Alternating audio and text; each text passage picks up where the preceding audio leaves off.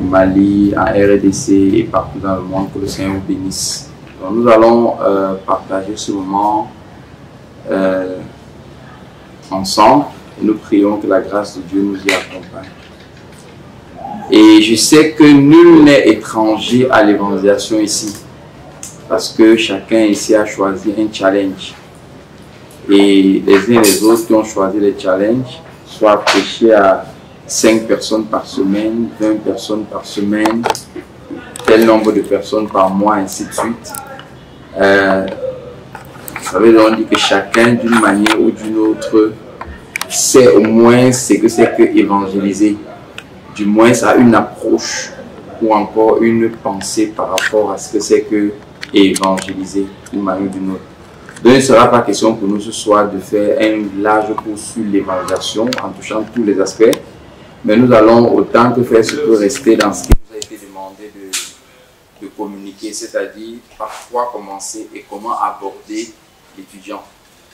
Bon, nous voulons tout d'abord commencer par redéfinir rapidement, n'est-ce pas? Je vais commencer par redéfinir rapidement l'évangélisation pour poser le fondement de ce que nous allons nous dire par la suite.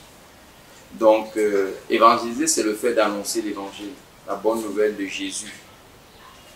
Et cette bonne nouvelle de Jésus-là, nous la connaissons tous et nous allons encore la revoir tout à l'heure dans certains éléments.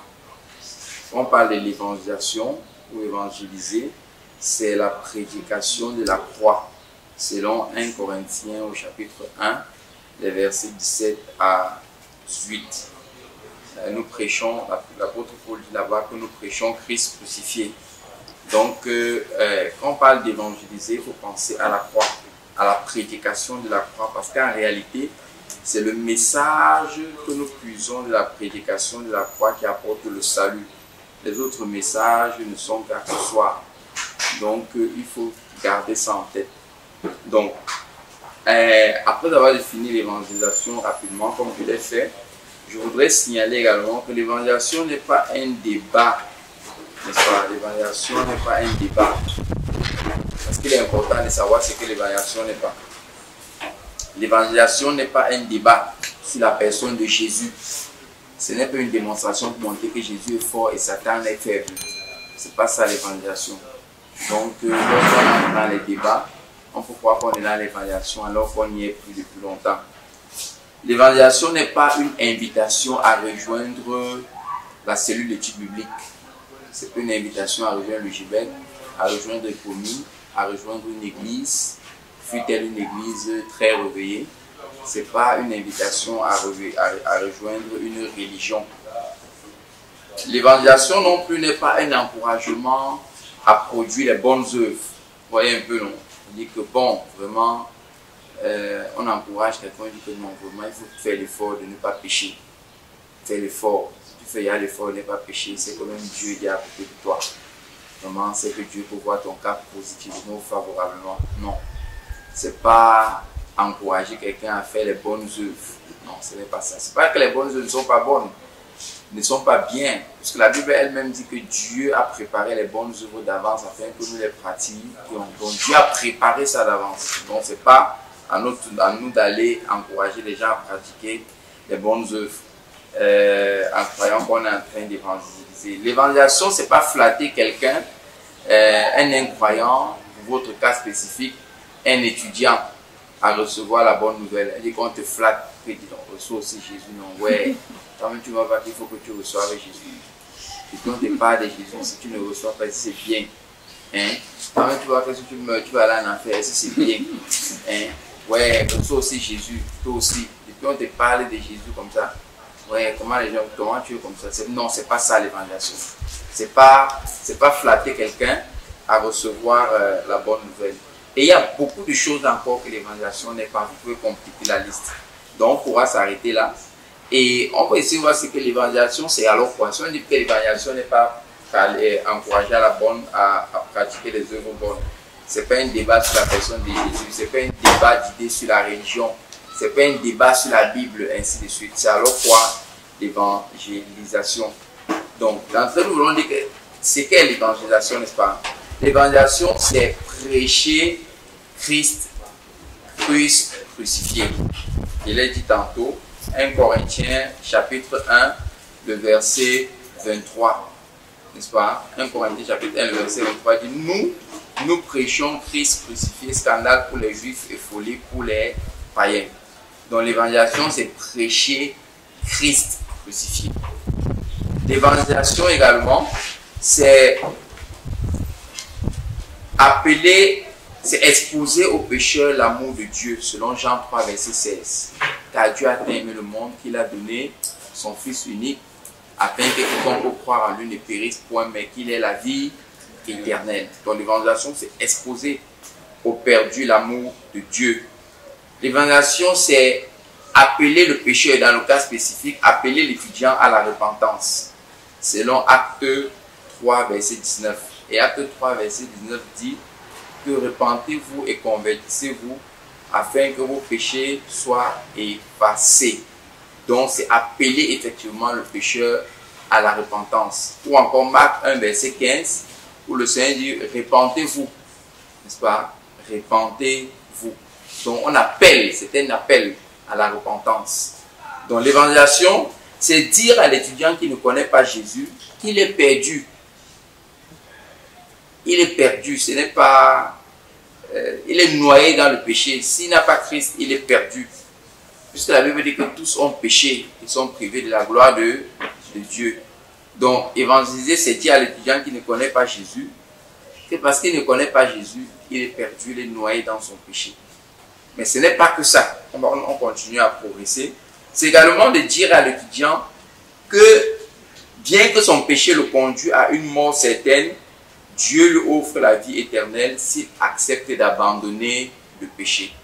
Bien que son péché le conduise à une mort certaine, Dieu lui offre la possibilité de la vie éternelle s'il accepte d'abandonner son péché.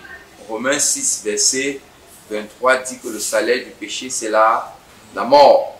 Mais le don gratuit de Dieu, c'est la vie éternelle en Jésus-Christ. Donc, voilà ce que c'est que évangéliser. L'évangélisation, c'est amener le perdu à la conviction de péché, de justice et de jugement. Selon Jean 16, le verset 8, on dit que le Saint-Esprit nous convaincra en ce qui concerne le péché, en ce qui concerne la justice et en ce qui concerne le jugement. Donc il y a ces aspects-là qui sont importants.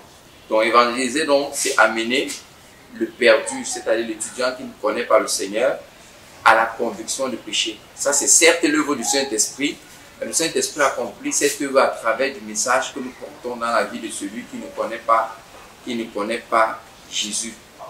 Donc, vous voyez donc que on peut très bien sortir et dire qu'on est évangélisé alors qu'on n'est pas évangélisé. On a fait beaucoup de choses, mais on n'a pas fait ce qu'il fallait faire pour accomplir la volonté du Seigneur. Et c'est là donc où je nous encourage à être attentifs.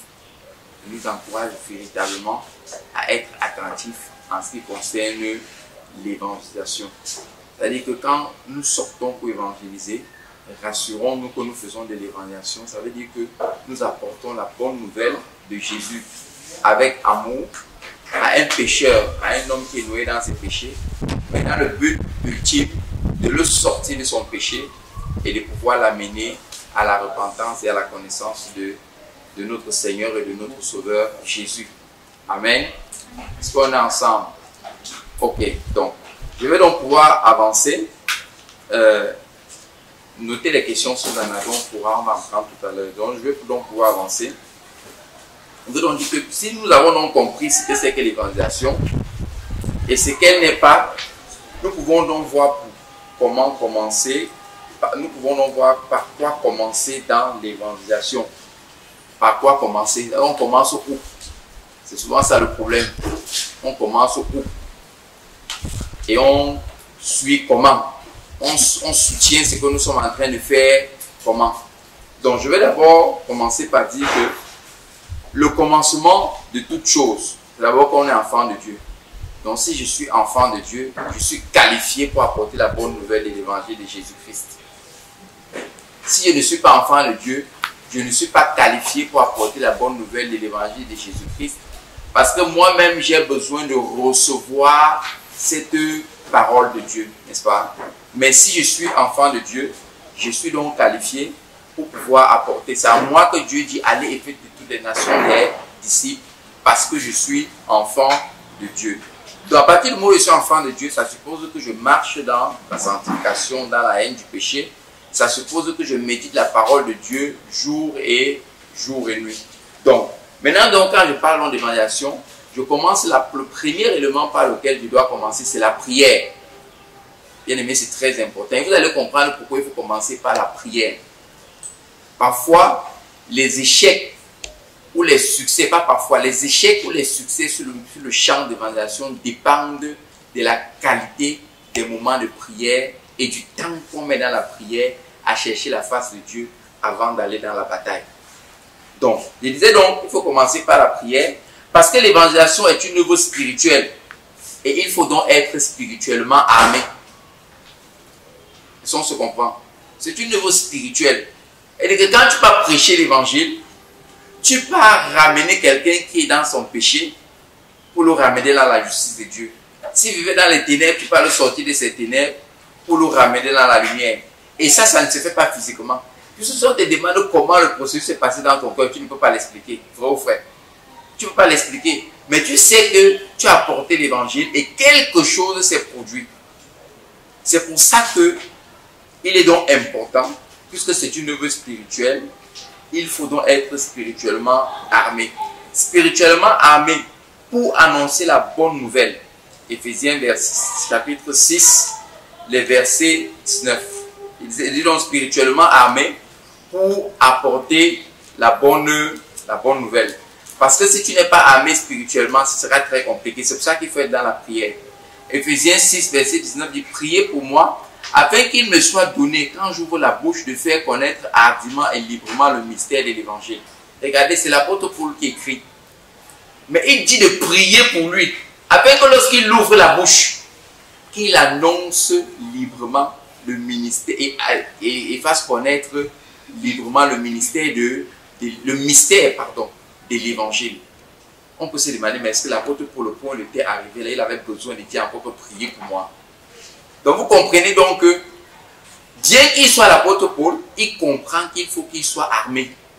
Et il comprend la nécessité de la prière en ce moment-là, afin que lorsqu'il ouvre la bouche, que rien ne vienne faire obstacle à la parole qu'il veut prêcher. Amen.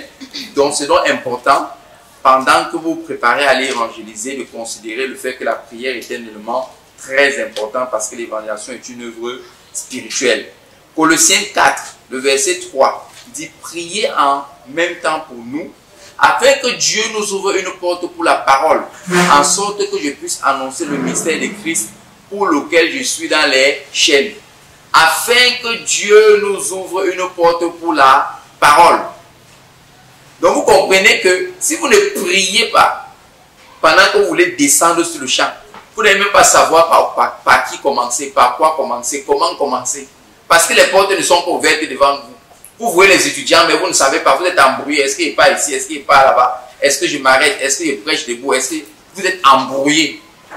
Parce que vous n'êtes pas spirituellement préparé, spirituellement équipé et spirituellement armé. Donc, si vous prêchez l'évangile pendant 1 heure de temps, j'aimerais vous dire que vous devez avoir au moins l'équivalent de 1 heure de temps dans la prière pour vous préparer. Je dois sortir le matin, je me lève, je me prépare spirituellement dans la prière. Et on va voir les éléments de prière tout à l'heure pendant que nous sommes en train d'avancer. Donc, je disais donc qu'il faut prier pour bien se conduire pendant l'évangélisation. Pour bien se conduire pendant l'évangélisation, il faut faire comment? Il faut prier. Parce que vous savez parfois que vous allez évangéliser et vous vous retrouvez parfois dans des situations qui vous embarrassent, n'est-ce pas? Un étudiant dit un truc, vous ne savez pas comment faire. Ça vous embarrasse. Vous ne saviez pas. Vous vous dites que, mais attends, je veux me répondre à celui-ci comment. Parfois, certains vous énervent, mais vous dites que, mais si tu ne veux pas écouter, tu ne veux pas écouter, tu quittes. N'est-ce pas?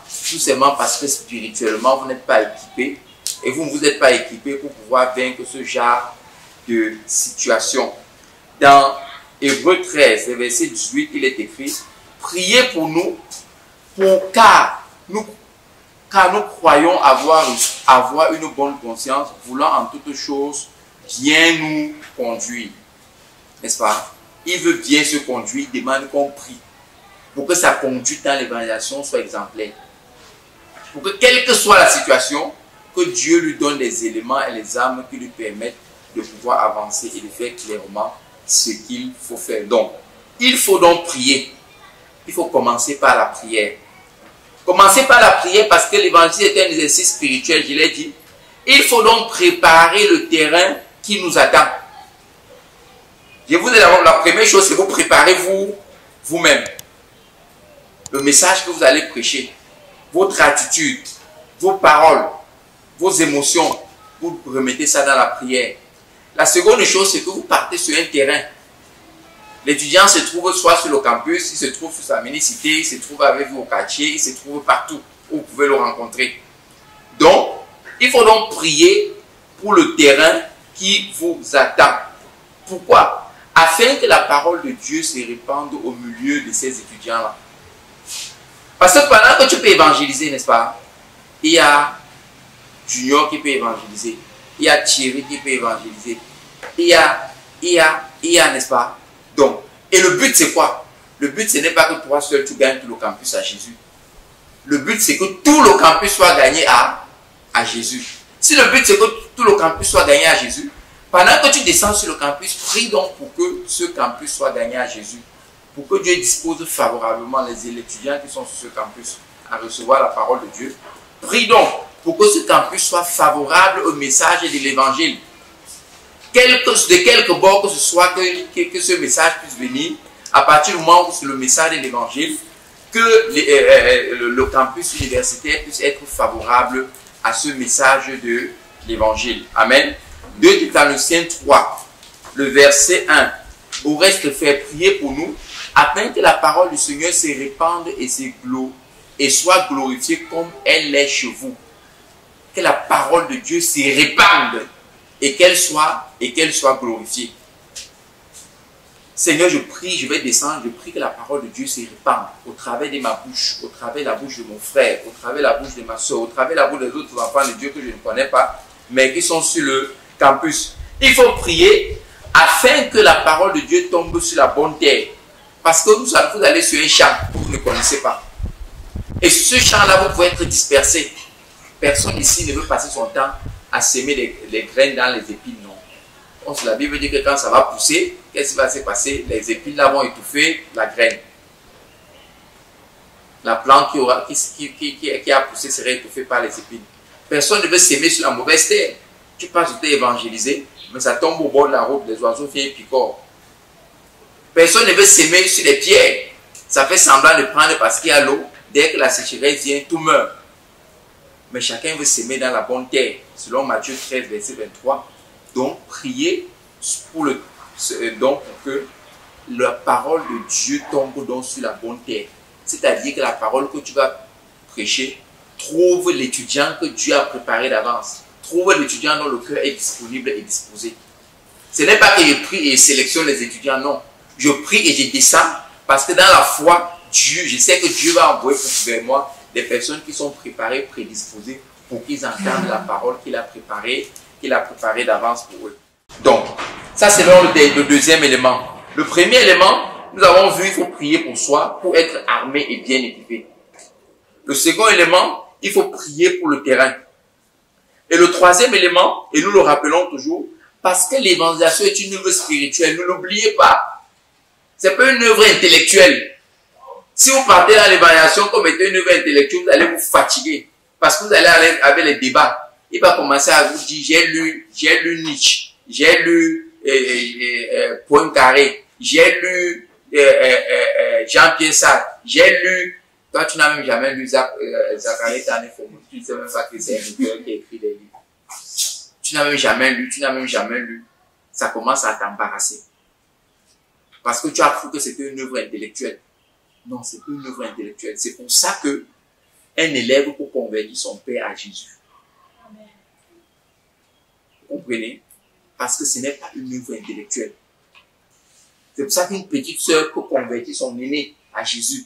Parce que c'est une œuvre spirituelle. Et il faut bien le garder à l'esprit. Il faut bien le garder à l'esprit. Et parce que c'est un niveau spirituel, donc, il faut donc briser les obstacles qui empêchent à l'étudiant de recevoir Jésus. Parce qu'il y en a beaucoup, bien aimés. Vous m'avez demandé par quoi commencer. C'est par là qu'il faut commencer. Il faut briser les obstacles qui empêchent aux étudiants de recevoir Jésus.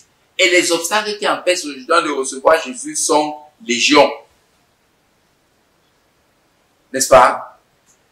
Il faut prier donc, afin que l'étudiant voie briller la lumière de Christ. Selon 2 Corinthiens 4, les versets 3 à 4. Si notre évangile est voilé, il est voilé pour ceux qui périssent. Pour ceux dont le Dieu de ces siècles a aveuglé l'intelligence. Donc, vous voyez, quand vous avez un étudiant devant vous, vous le forcez à devenir enfant de Dieu. Vous le suppliez, même le gars ne comprend pas.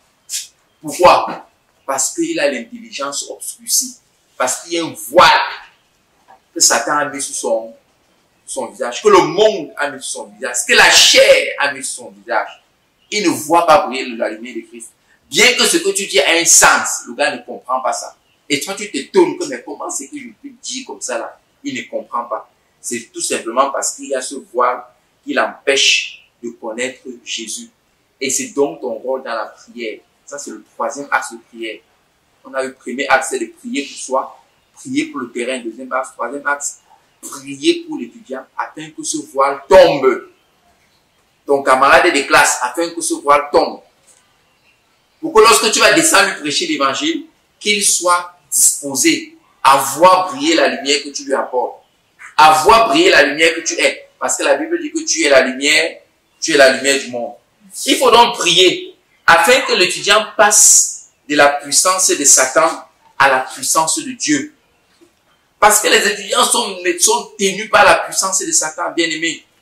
Ces jours, on a vu dans les réseaux sociaux, on a même vu le ministre de l'enseignement secondaire sortir et faire des déclarations fortes en ce qui concerne l'impudicité qui se vit en milieu scolaire.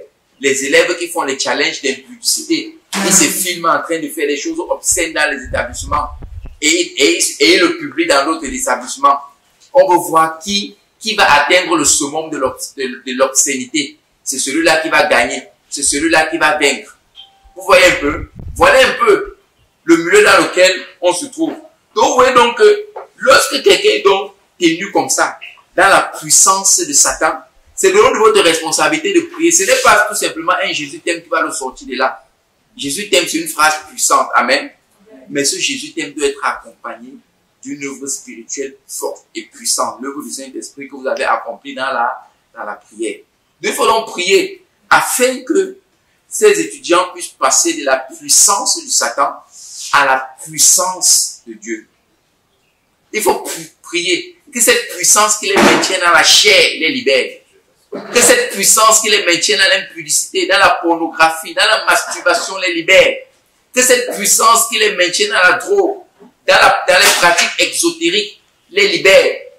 Que cette puissance qui les maintient sous l'influence de certains universitaires, il parle ici des enseignants et autres, mal intentionnés, méchants, maléfiques, qui ont pour but tout simplement de les détruire et de briser leur avenir, les libère. Vous voyez donc qu'il y a donc une œuvre spirituelle forte qu'il faudrait accomplir avant de se lancer pleinement dans l'œuvre de l'évaluation proprement dite, qui est peut-être un face à face ou une évaluation en groupe ou en classe ou en amphi, ainsi de suite. Donc, il faut donc prier, toujours pour l'étudiant, afin que l'étudiant reçoive par la foi en Jésus-Christ le pardon de ses péchés. Parce que l'étudiant pour qui tu pries là, il a besoin de recevoir le pardon de ses péchés. Amen. Mais s'il ne comprend pas qu'il a besoin de recevoir le pardon de ses péchés, il ne recevra pas, quel que soit ce que tu vas faire. Ça va être comme de l'eau que tu as versée sur le dos d'un canard. C'est-à-dire que dès qu'il secoue ça, tu crois que ça a touché sa peau, ça ne l'a même pas rafraîchi. Ça ne l'a même pas rafraîchi parce que cet étudiant n'a pas compris. Acte chapitre 26, le verset 18, là il est écrit, afin que tu leur ouvres les yeux. Non, verset 17, je commence 17 et 18. J'étais choisi du milieu de ce peuple et du milieu des païens vers qui je t'envoie. Le Seigneur t'a choisi Amen. J'ai dit tantôt que tu es qualifié parce que tu es enfant de Dieu. Donc Dieu te qualifie comme évangéliste parce que tu es enfant de Dieu. Donc le Seigneur t'a choisi du milieu des païens. Toi aussi tu étais païen, non? Tu ne connaissais pas Jésus. Tu étais sans Jésus. Tu marchais selon la vanité de ce monde. Selon la direction du prince de ce monde, de Satan, ainsi de suite. Dieu t'a sorti de là et il te renvoie vers ceux vers qui il t'a sorti. Afin que tu leur ouvres les yeux. Afin que tu leur ouvres les yeux. Pour qu'ils passent des ténèbres à la lumière. Tu ouvres les yeux pour qu'ils passent des ténèbres à la lumière. Afin que tu leur ouvres les yeux pour qu'ils passent de la puissance de Satan à Dieu. Pour qu'ils reçoivent par la foi en moi le pardon des péchés et l'héritage avec les sanctifiés. Ça, c'est le troisième axe de prière. Premier axe, prie sur toi-même, sur ta propre vie, sur ton équipement personnel, sur le message que tu vas prêcher. Deuxième axe, tu pries pour le champ, qui est le campus universitaire, qui est l'étudiant que tu vas atteindre, les milieux dans lesquels il se trouve, afin que la parole de Dieu s'y répande, afin que l'Esprit de Dieu agisse et qu'il dispose favorablement ceux vers qui Dieu veut t'envoyer ou Dieu t'envoie. Troisième axe, tu pries maintenant pour l'étudiant spécifique, afin que le voile de l'incrédulité qui empêche qu'il puisse recevoir Jésus tombe et que cet étudiant reçoive et connaisse Jésus-Christ comme Seigneur et Sauveur personnel. Amen. Amen. Amen. Ok, nous allons poursuivre. Nous allons poursuivre avec notre message. Et donc, une fois, nous avons commencé par définir l'évangélisation. Donc, nous avons défini l'évangélisation. Et nous avons vu que l'évangélisation, c'est apporter la bonne nouvelle de Jésus-Christ et de Jésus-Christ crucifié. Et nous avons vu ce qu'est l'évangélisation, qui n'est pas un débat d'idées, une invitation à joindre une religion et d'autres éléments encore que nous avons vus. Et nous avons également vu que, véritablement, l'évangélisation, c'est apporter la bonne nouvelle de Jésus-Christ. Nous avons essayé de parcourir ça, la bonne nouvelle, la repentance, n'est-ce pas? L'interpellation, abandonner le péché et de servir le Seigneur. Et nous avons vu par la suite qu'il faut commencer par la prière. Puisque nous sommes enfants de Dieu, nous marchons dans la sanctification, nous méditons la parole, donc nous sommes équipés. Mais il faut commencer par la prière. Et la prière ici, sur trois axes spécifiques. Le premier axe, qui est le premier axe, qui est la prière par rapport à toi-même. Le deuxième axe, qui est la prière pour le chant. Le troisième axe, qui est la prière de manière spécifique pour l'étudiant vers qui le Seigneur t'envoie, afin qu'il puisse passer des ténèbres à la lumière. Donc, une fois armé, il est donc temps de voir donc comment nous pouvons aborder un étudiant. Amen.